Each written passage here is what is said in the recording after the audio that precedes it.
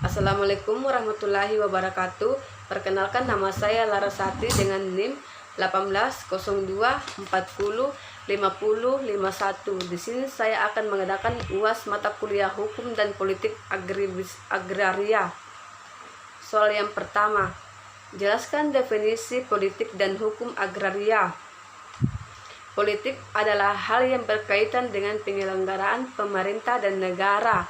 Sedangkan hukum agraria adalah serangkaian kaidah dan hubungan yang mengatur hak penguasaan atas bumi, air, ruang angkasa, dan kekayaan alam yang terkandung di dalamnya.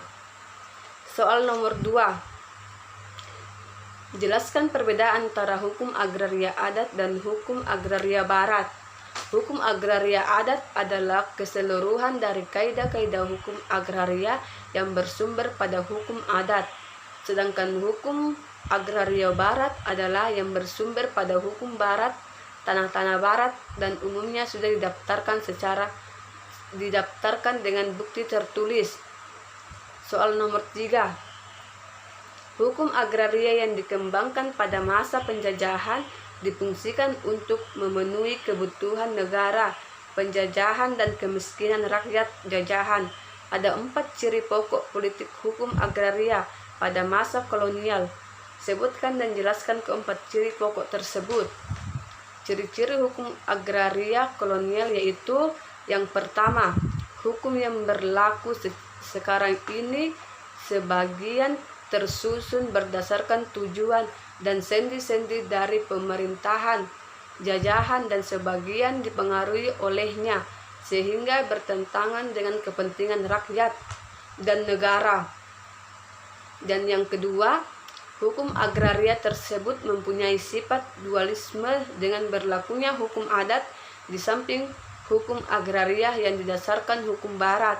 Dan yang ketiga, bagi rakyat asli hukum agraria, penjajahan itu tidak menjamin kepastian hukum. Soal yang keempat,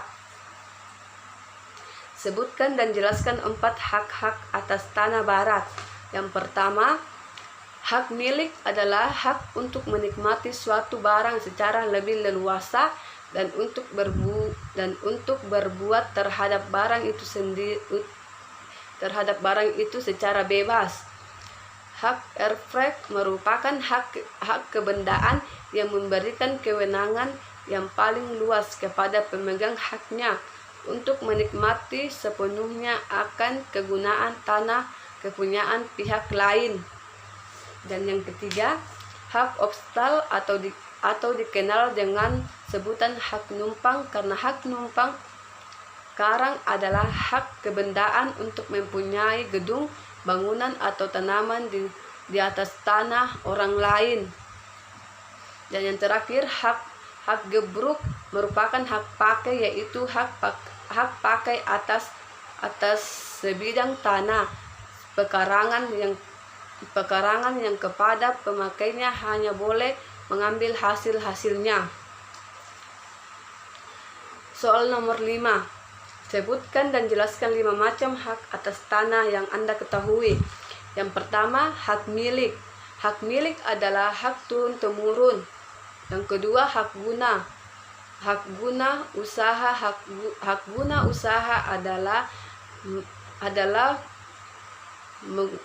mengusahakan tanah yang dikuasai langsung oleh negara. Dan yang ketiga, hak guna bangunan. Hak guna bangunan adalah hak untuk mendirikan dan mempunyai bangunan-bangunan atas tanah yang bukan miliknya sendiri. Yang keempat, hak pakai adalah hak untuk menggunakan dan memungut hasil dari tanah yang dikuasai langsung. Dan yang kelima, hak sewa. Seseorang atau suatu badan hukum mempunyai hak sewa atas tanah apabila ia berhak mempergunakan tanah milik orang lain untuk diperlukan bangunan dengan membayar kepada pemiliknya sejumlah uang sebagai sewa. Soal nomor 6.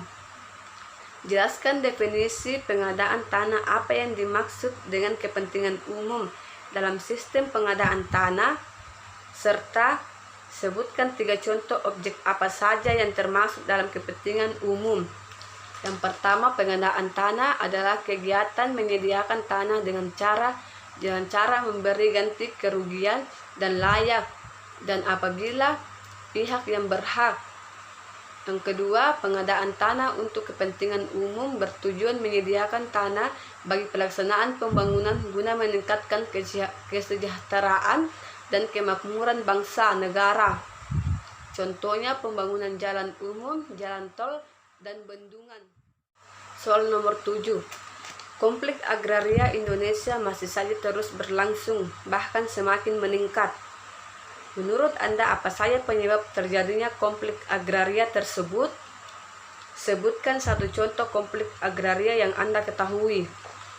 Menurut konflik agraria timbul sebagai akibat dari adanya ketidakserasinya atau kesenjangan terkait sumber-sumber agraria yang tidak lain adalah sumber daya alam. Sengketa tanah menghadapi hal tersebut, Anda sebaiknya tidak sembarangan memberikan sertifikat tanah miliknya kepada orang lain.